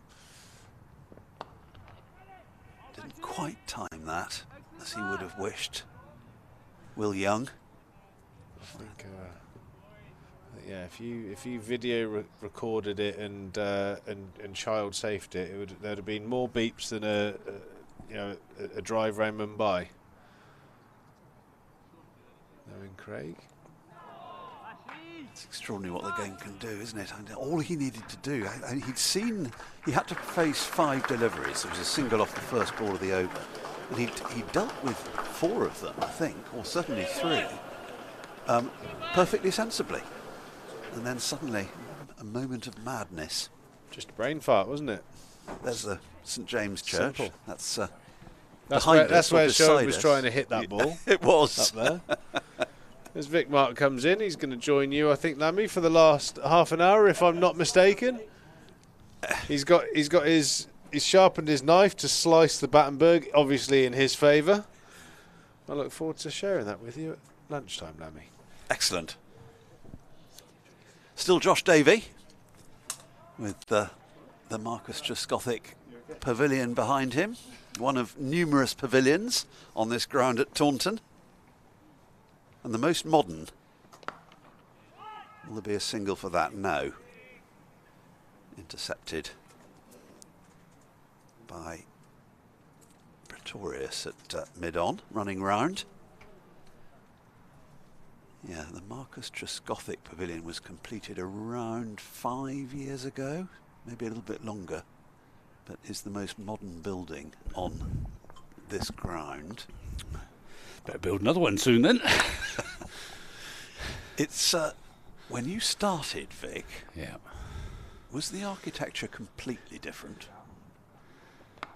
There wasn't much architecture except there was the old pavilion that a lot of people will remember, sort of traditional wooden, right behind the bowler's arm, cinema seats. Below where we're sitting now? Yes. So there was a stand over there in front, sort of where the Hildreth stand was, with a roof. Mm. And then when I first started, they had these sort of great kind of creamy barrier, so to stop everyone being able to watch from the roadside along that boundary. I think that was there when I first came here. Yeah. And he runs here, at least 2, might go all the way, pulled in just. It's a brilliant save. Great effort. I didn't think he was going to get there. It would be one of those that if we had full TV coverage, third umpire would be agonising about whether he touched the rope or not. It was a great effort there from Craig Overton. So there was a sort of a tiny stand along here where the Gimlet Hill is, and another one to the right of the pavilion, but nothing on the same scale. And that was about it, really.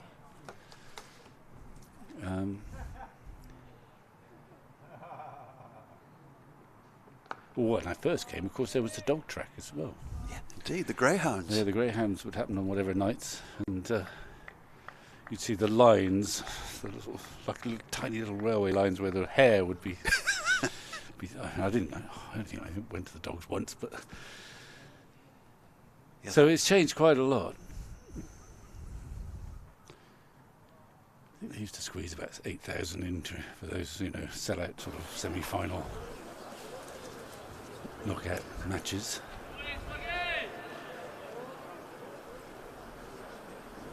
Yeah, there was a very close one against Notts, actually, in the 1960s, early 60s, I think, here.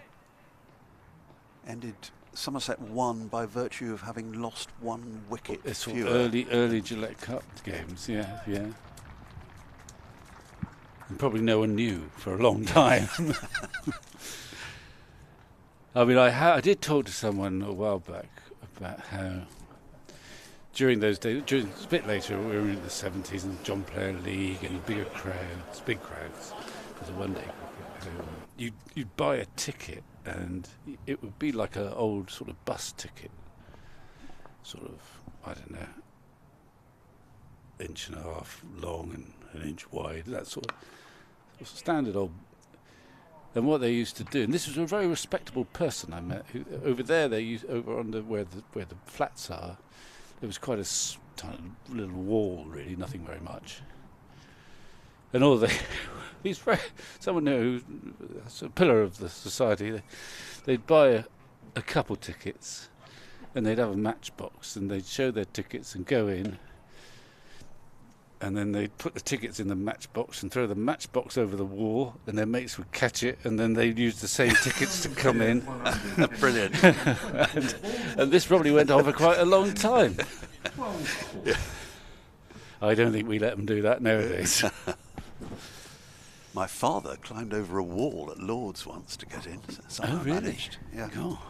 Which would have been some achievement. Yeah. There's I think even back along there were some high walls to mount.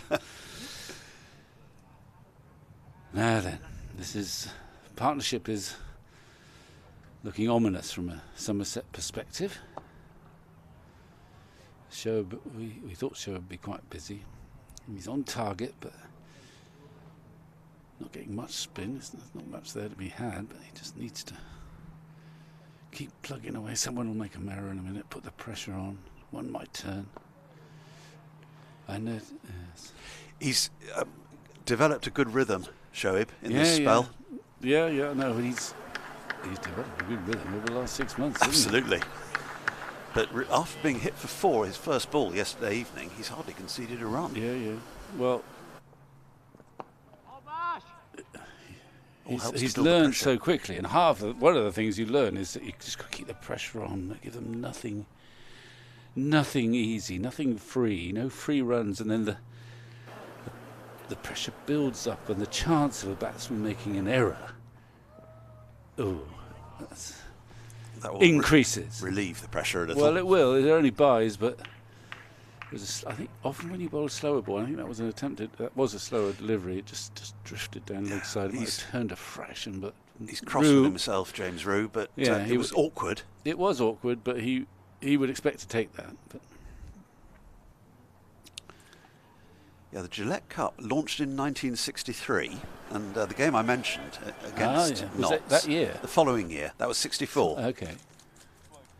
And they were put in low scores. You had 60 overs. That would have been, or 65, one or the other. At one point, the first year was 65, I think. But it was.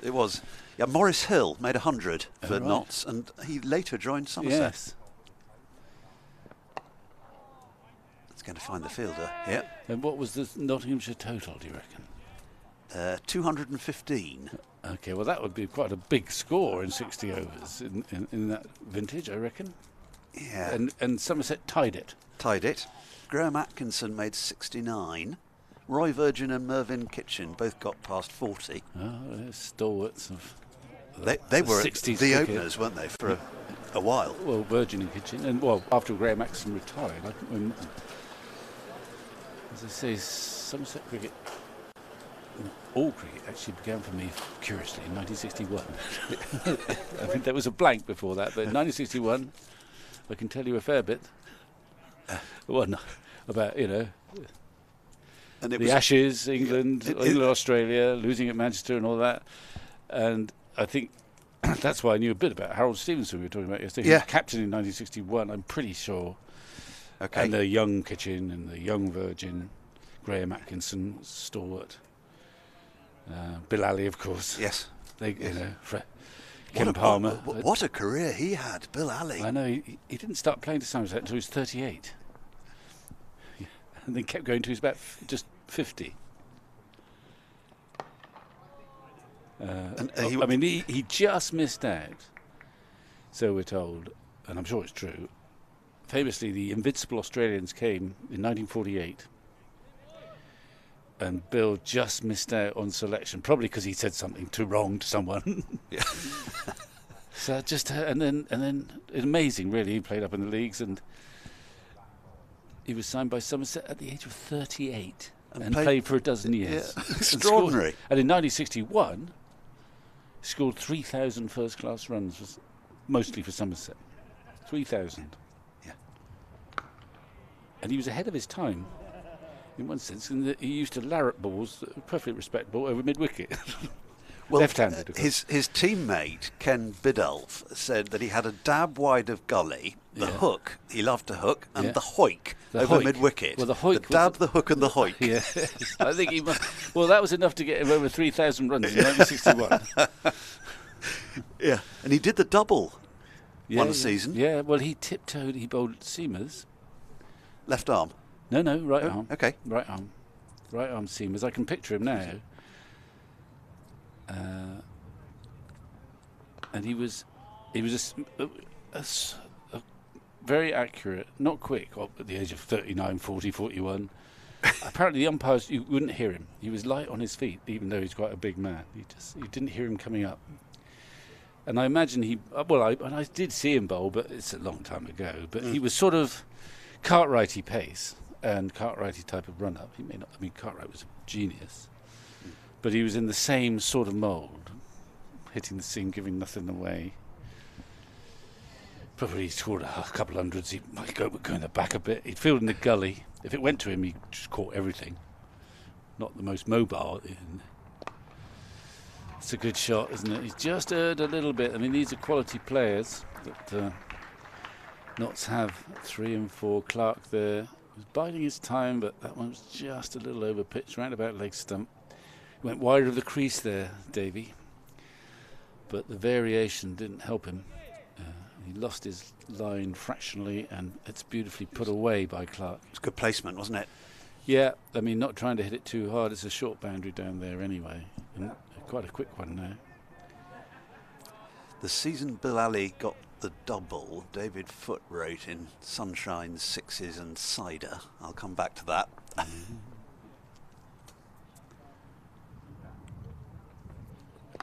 Straying a bit to leg. That's a it's good going to be shot. 4 more. It's 4 more. It's beautifully clipped again. That was just short of a length.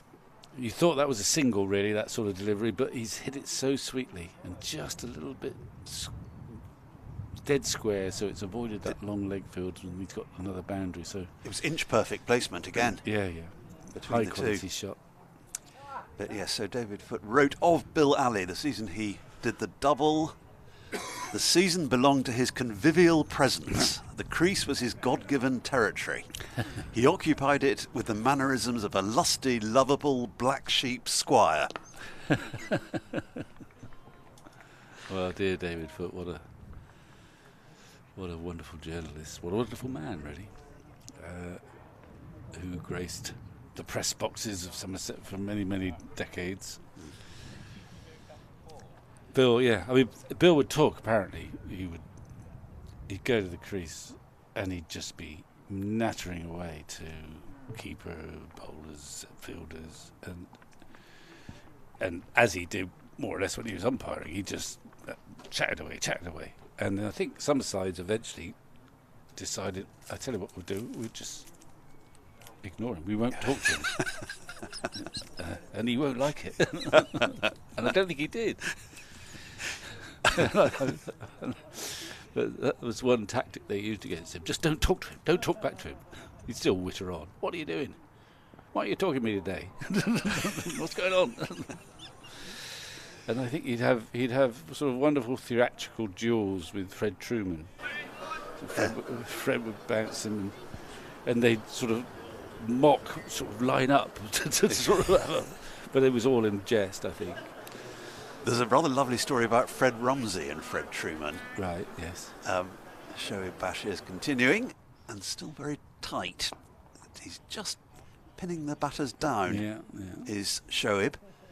But, Fred Rumsey joined Somerset from Worcestershire, where he hadn't made much impression, and immediately did well here. And took the liberty of bowling bouncers at Fred Truman.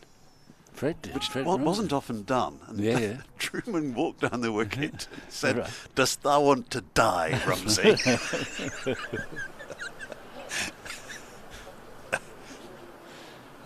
Well, bizarrely, Fred Rumsey and Fred Truman, right at the end of the 60s, early 70s, opened the bowling for Derbyshire in the John Player League.